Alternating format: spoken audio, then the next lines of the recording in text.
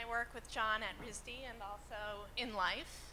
And if you had asked me a bunch of years ago if I'd be working so closely with an artist and designer, I would have been pretty surprised.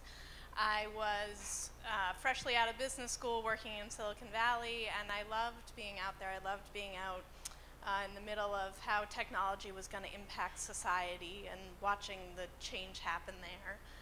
But I was looking for a vantage point to do that that would be slightly more meaningful than selling ringtones, which is what I was doing.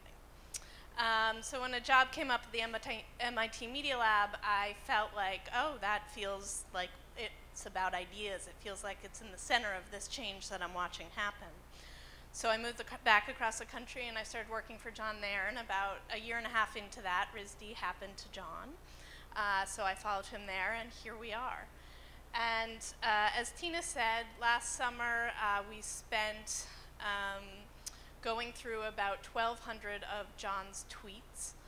Maybe some of you follow him on Twitter. It sometimes makes sense.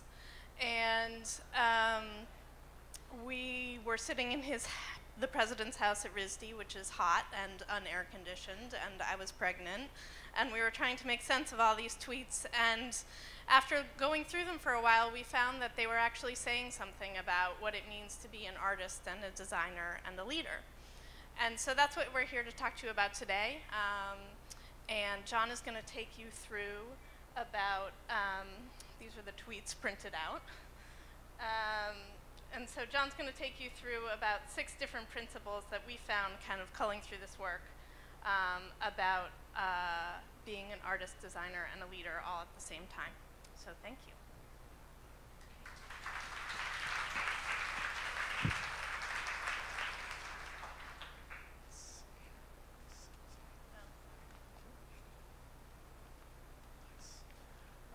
Good morning, everyone. Thank you. I hear New Yorkers don't morning very well. Maybe that was good evidence. Okay, so I'm delighted to be at a creative morning. I'm a morning person. I try to be creative at the same time, so that works out, like in electric company, creative morning. You felt that too. And I'm in a different place in my life, and I'm sort of glad to talk to this tribe of people, which I believe are the tribe of people that are somewhere between digital native, digital immigrants, that weird place where you're like sort of like a native and immigrant, and you're not sure where you fit in, and you feel the world is changing so much, and you're also getting older too. And everyone else is younger, everyone else is getting older, but you're older, and you have to find out how to lead someday in your life, how to manage people. And I've been in that journey. And let's see, never used this technology before. There we go. Thank you. Okay. And I came from the world of STEM. I went to MIT, and STEM stands for Science, Technology, Engineering, and Mathematics. It's a national policy, actually, here in our country, and also many countries. And the idea is that we need more STEM to spark innovation. That's why art is not so important. Doesn't make much sense. So right now at RISD, we're talking about, thank you, turning STEM into STEAM. Add the A, add the art. And this is something that we've been getting a lot of traction around. A month ago, we were at Congress talking about the importance of putting art education into the core of innovation, into the heart of America's view of the future. And artists, as some of you all know, or some of you know artists, or are artists, friends of artists, artists have certain habits. And so Becky and I have culled together 6 habits of artists and how they come into leadership. And this is the first time we've done this, so it's in beta. So first of all, artists have to start from foundational principles. They have to start and get their hands dirty. And what happens is when I was announced as president, I went out and bought a bunch of books on how to be a president. Every possible book you can imagine. There are actually a lot of books out there on this. And I had to learn as fast as possible, I felt, because as an artist, you want to start from basic principles. You know, every artist learns through the foundation type education, foundational knowledge, sketching, drawing. This is something done at RISD. We begin with buildings, we sketch them out in gray, and then we begin to reduce them to the actual planes of images, reduce them even more to just pure geometry. And this is how most art and design starts, from foundations. And so the way I've approached this work as a leader has been to, this is a part of my house where I've mapped out all the data at RISD to understand it. Just by touching it, looking at it. I have another wall of like everything I can imagine. I put post-its just to sort of see it and feel it, to get dirty in the data. I think artists as leaders find this very natural, normal, comforting. It's how we learn. And I use every possible writing area, like napkins, etc. And that was how I began, jumped into all this data, and that was 3 years ago. And as we know, 3 years ago, the financial situation in the world didn't go so well. So at the same time I was learning as fast as I could, the world kept falling as fast as it could. And it was quite a challenge. And amidst all of this, I knew one principle that I didn't know from art or design, or as someone who made applications in Java or designed books. All these things I did by myself. I didn't have a team. So I was very unteamish. I was like a lone wolf creative person. That was my thing, do it by myself. But one year I noticed, you know, there was that famous dream team, US Olympics basketball team, 1992, the famous dream team. Do you know that dream team? I mean, everyone you see here, you actually kind of know. Larry Bird, etc. And that was when America was in the basketball, gold medal, won it. And you would think that every year America would win because we had the best basketball players. But if you notice, around 2000s or so, we stopped winning. And that struck me as odd, because you could have the best players in the world and they still couldn't win the gold. It made no sense. And so to me, I began this quest to understand team. And team, to me, that's why I team with Becky. Team is a powerful thing. And team, as it relates to art and design, does fit quite well. And let me tell you how that fits. I was in the Kyoto Nara area where there was a curator who was talking about the wooden temples in Nara. They're very old structures, and some of them have lasted for even 1,200 years. It's a wooden temple. And modern architects aspire to maybe their building lasting 30 to 40 years. But these last for thousands of years, and how is it possible? And so one of the last carpenters who makes these types of structures was asked how that happens. And his response was that it's really very simple, and it has nothing to do with design or architecture. It has everything to do with the materials. And so we do something very simple. We go to the mountain, and we take trees from the north side of the mountain, and we use the wood from those trees on all north-facing parts of the temple. And then we go back to the mountain, we go to the west side of the mountain, and we take all the woods and put that on the west face of the mountain. So you see, all four sides of the mountain, those trees are selected perfectly. And so nature allows the temple to stand because it would allow those trees that have evolved to weather it to stand as well. So to me, this means why team really is about the people you work with. It's the quality of the material. Artists know that very instinctively, the best materials you can find. So really, team is about having great people to work with. And that's why I'm so pleased to get to work with Becky and some other colleagues we have at RISD. It's what makes team possible.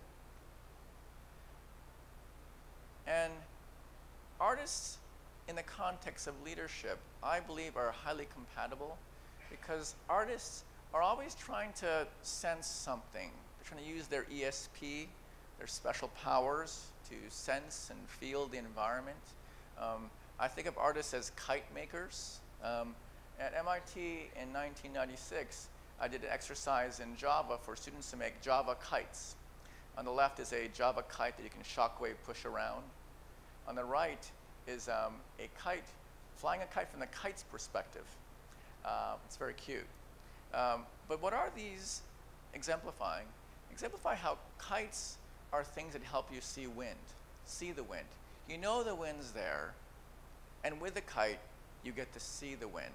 And artists make kites. They fly them. They help you see the wind too, along with them. And in the work as leader, the reason why you want to feel the wind is because the winds have changed. If you think about the classical structure of organizations, they follow this tree mentality where you have these levels, these tiers, where you have different people at different levels. And you can't talk to the very top level because you have to talk through the tree. And what's happened though, in our era, we've experienced this snap of the finger change in our world, is that it's now an organizational network instead of a tree.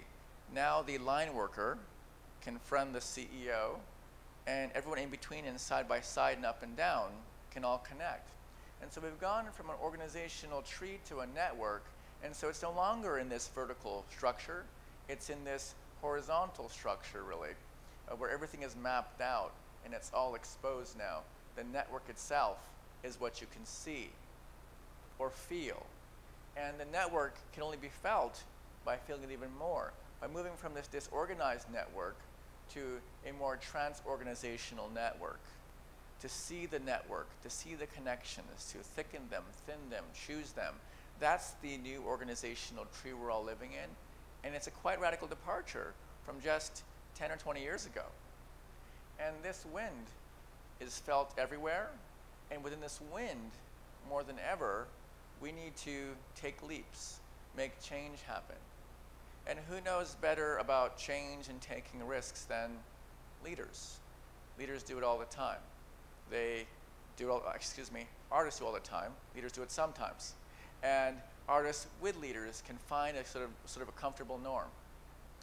And in taking leaps, I get to meet so many artists at RISD and also walk around the buildings. We have 47 buildings. I walk around, take photographs a lot. I post those on Flickr all the time, and sometimes they're successful, sometimes not. And this was a series of photos I took by one of our buildings. And I liked it how there was this cryptic question someone wrote in chalk on the wall. Because if you zoom up, the sign says, "Bicycles secured to handrail are subject to removal without notice." And that sign was there before I came, of course, but that's now my sign because I'm the man. And look at this sign like, is this really do I really believe this, Because a bicycle could fit right here.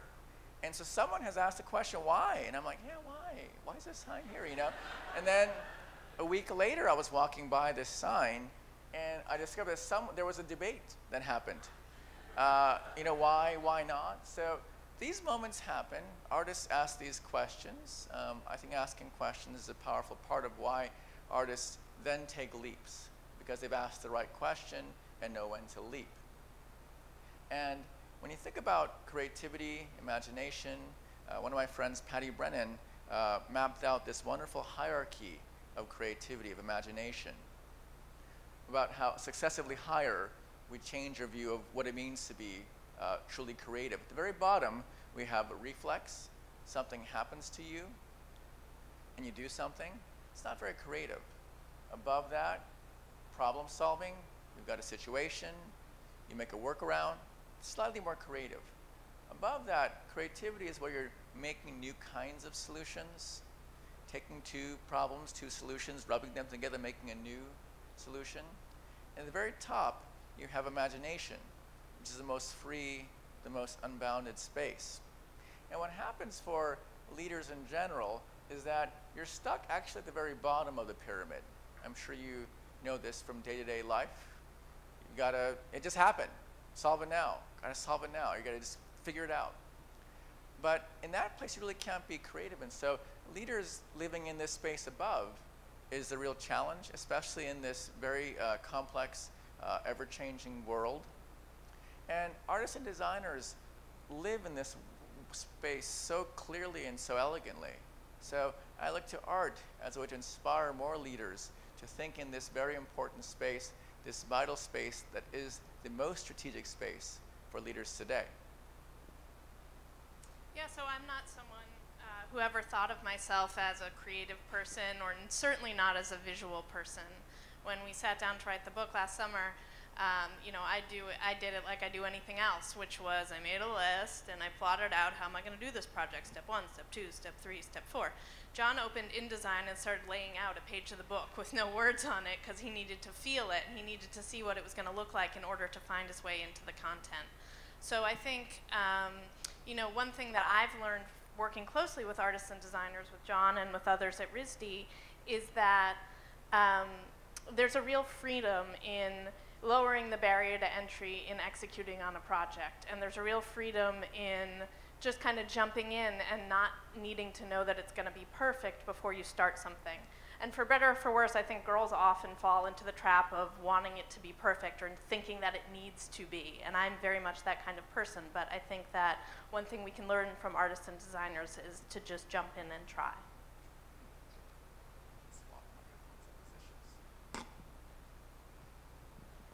Becky is not remote control.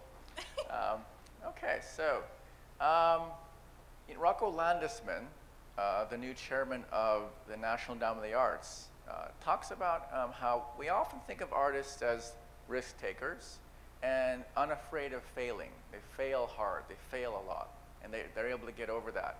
He has a great phrase. He says, let's say it more clearly, artists productively fail. And I really like this phrase. How do you productively fail? You can do it as an artist because you have the ability to recover very quickly. And I look to making art as a way to understand failure wherever possible. I had a show in London earlier this year. It was, I think, February, and it was at Riflemaker in Soho, and it's this very old gallery. It's a building from the 1700s. It's a two-floor place that's unheated. And on the first floor, what I did is I took some of my old failures. I used to design little circuit boards, and I had this whole pile of failed art. And so for this show, because I have so little time as president, I spent a weekend and took all my failure pieces and began to make art out of them. This is a series of 3. This is called Family. This is the sort of child about to walk towards father, made out of little capacitors. It's that sort of moment, like, you know, walk to me, you know. Little chair, kind of by himself, table, dining table. This one here is more breezy. This is a guy walking in the park with his dog, talking on his cell phone. So these are all very little small little pieces that I took all the old stuff I used to make and made it into this thing. Reappropriate, improvise, artists do all the time. This is my image of the CEO. This is the CEO, has the big desk and the empty chairs, waiting for the next person to sit in those chairs and to meet and talk through issues. And is often alone.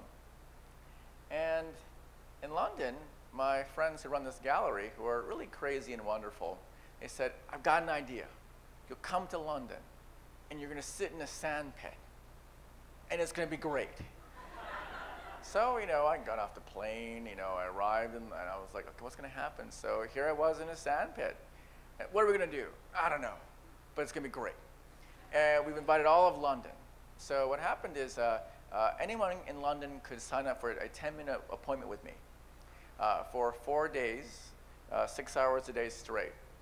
I'd sit in this chair, and I'm in this sand pit. I wasn't sure what to use the sand pit for, but then realized that it's a wonderful way to draw, you know, in the sand. I love to draw in the sand. And then what was interesting about it is that, you know, when you draw in the sand, you know, and then someone comes, sits down, I draw in the sand, and I talk for 7 minutes, and then they leave, and while they're leaving, I would just sort of like stamp out the sand to clear it out, like an Etch-a-Sketch. And it was very cold, so it was worked out with my trench coat. And it would roughly take 2 minutes to clear the screen. And I would sit down and wait for the next person to come in.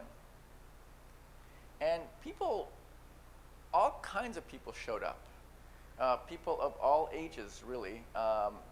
The people I described aren't in the right sequence here, but I had people who were just about to go to college, want to know what to major in. I had a gentleman who was about to die in 6 months and want to know what to do. I had someone who had just got a new job as a manager, didn't have the confidence to figure out how to lead his team, where would he get inspiration. I met someone who wanted to be a curator and wanted to know what should she do. And what I loved is that, just like my everyday, you're always connecting people together. It would happen that the woman that came, sat down and said she wanted to be a curator, I could say, well, you know what? Just 5 seats ago sat Hans Ulrich Obrist, one of the top curators in the world. And she said, really? In this chair? You know?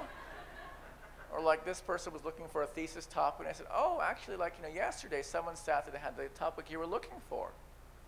So I really see that this kind of experience of dealing with a failure opportunity, recovering, growing from it, and making it another birth of a creative moment is what artists do all the time. There is no fear of that. And artists are comfortable in the public with critique. They grow from critique. Anyone here who ships product, that's critiqued pretty fast. Anyone who exhibits something, you feel it the next day, what's going to come, what happens. So artists are comfortable with that because they want to listen to what people are saying, and they want to change how they are to find themselves, to become more real. And the point of this book, to write such a book about experiences of being president, was an example of that. It was something to do to have integrity in this work I have in being president. And I was so lucky to work with Becky over the summer doing that, knowing that it was a challenge to be president in a time of change. And I have to say that it's been quite challenging because my institution has a history of creativity, and also a history of creativity, creative people that naturally don't care for leaders, push against administration. The past 3 administrations of RISD have all received a vote of no confidence from the faculty in one form or another, and now I am the 4th. And experiencing that is not easy, but it gives opportunity to reflect and see how higher education works in a broader sense, and be optimistic about looking for that path forward. And it's the work that I've been doing with the faculty to raise the most scholarships in the history of RISD, to increase its diversity, and also to look at its costs, control costs, that I'm proud of that work that we're doing, that will stay in place, and I'm going to continue to do. And you get critique all the time. Someone says something. This is from a sticker campaign against me, and that happens. At the same time, though, you have random anonymous people posting other things. You know, we have confidence. So you get both. Sometimes you only get one in life, of course, but you get a little bit of each. And it really isn't about that. It's about how do you stay centered, and how do you move forward, and how do you be the artist that can productively fail. So like John said, he has spent the last 3 years trying to figure out how to be the man. And I'm not the man, but I'm the boss now, and I think a lot of us who are stepping into leadership roles are trying to figure out, how do I be this new person and also be me? And, you know, in some ways I was professionally trained to be the boss, but I think that I've learned as much working with artists and designers as I have with other kinds of leaders. And for those of you who are artists and designers out there, I encourage you to look within yourself and know that you have what it takes to lead. You have these principles, and this may be the kind of leadership that the world needs now. So thank you. Thank you.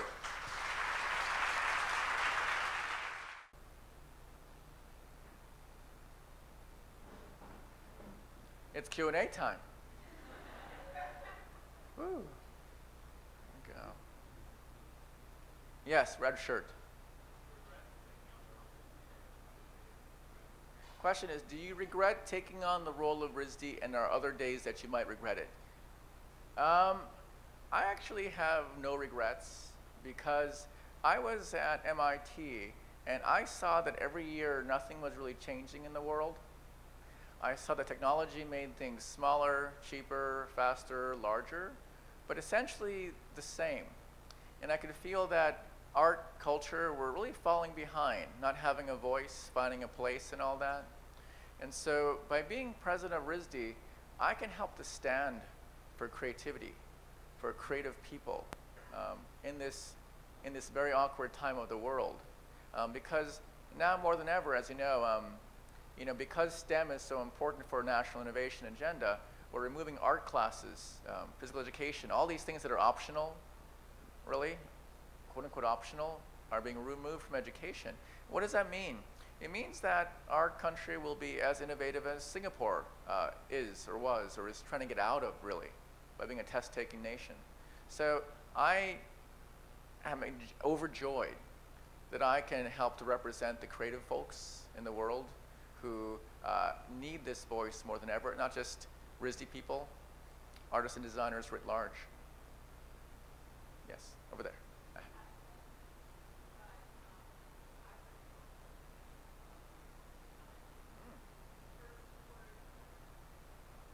Oh my.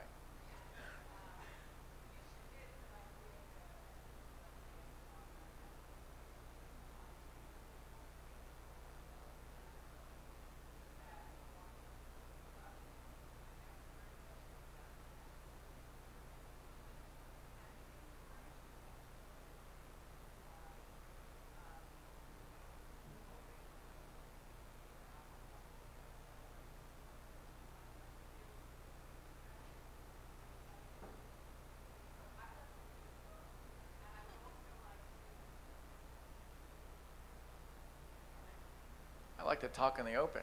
So, first of all, I'm honored that I'm in your book, and I think that online education is really the interesting space that has taken hold in some fields. And I think in media, art, and design, it really hasn't taken off, but it's always about to take off. And how will it take off? It'll take off when institutions adopt it. There's pedagogy developed around it.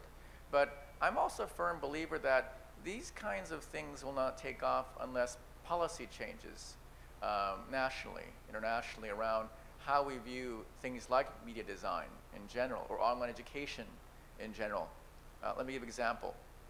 So, why is the graphic design field, why did it emerge? Why did it sort of like pick itself up in the 50s, 60s, 70s, 80s? Was it because they were the great designers? Was it because there was great work? What was it about? It was because there was opportunistic policy that made graphic design firms viable.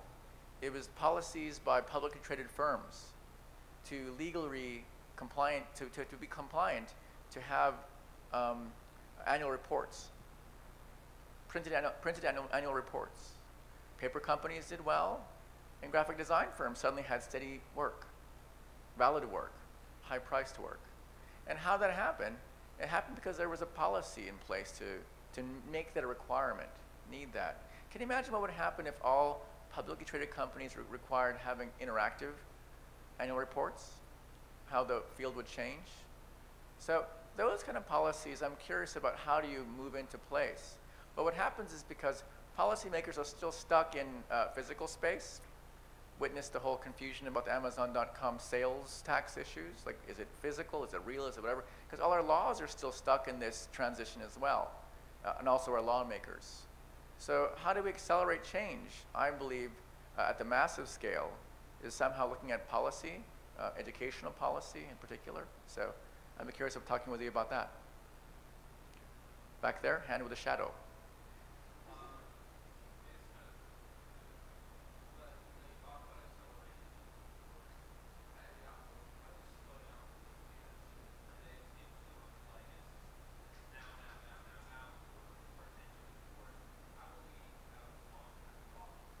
Good one.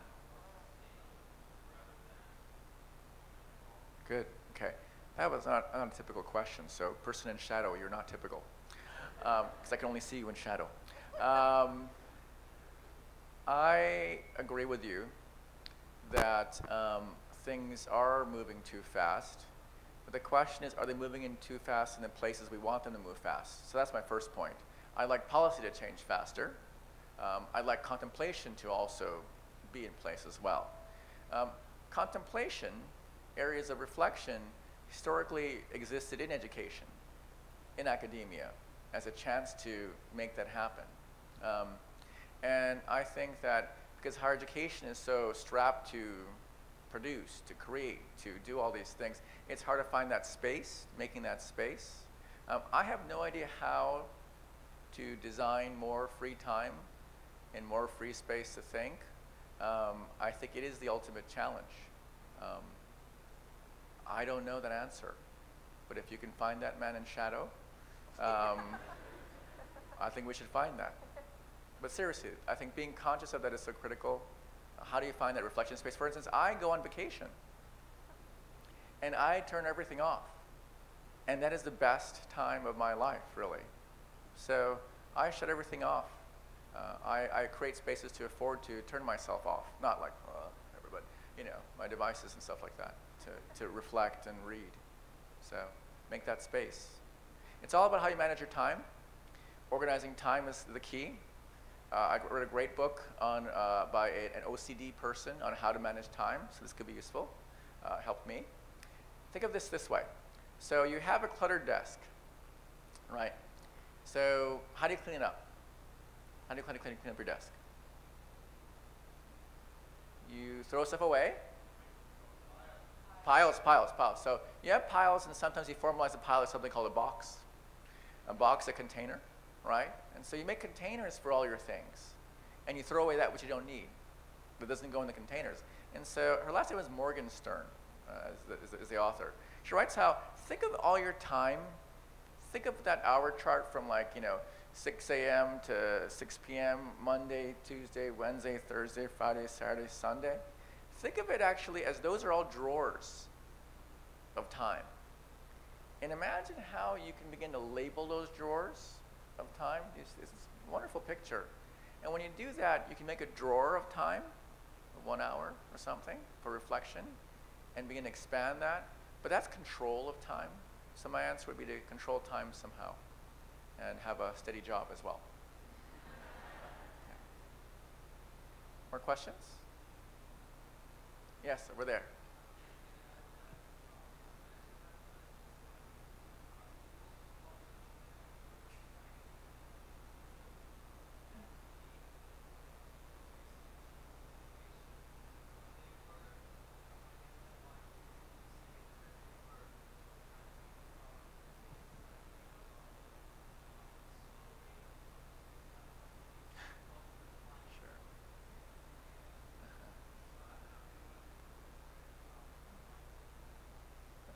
Slow food, slow data.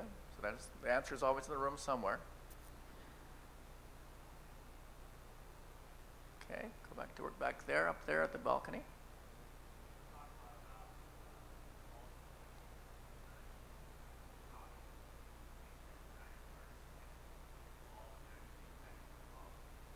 Well, that's the difficult question.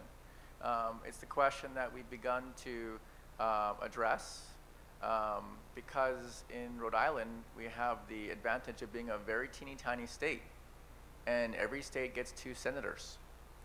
And they'll take my call in Rhode Island. And so we built a hub around that. We built this, that's how we got to Congress and began this House resolution to support injecting art into the America Competes Act. So my answer would be to reach out to your congressional delegates in your states to see if you can make a connection there. And we have actually a hub building. If you go to stem2steam.org, we have a hub in Rhode Island, and they will reach out to your congressman or congresswoman on your behalf if you want to. We have that forming right now. Yes? One more question, says Tina. Maybe the person walking in right now or walking out. She's lost. Back there, yes, back there with the pointers.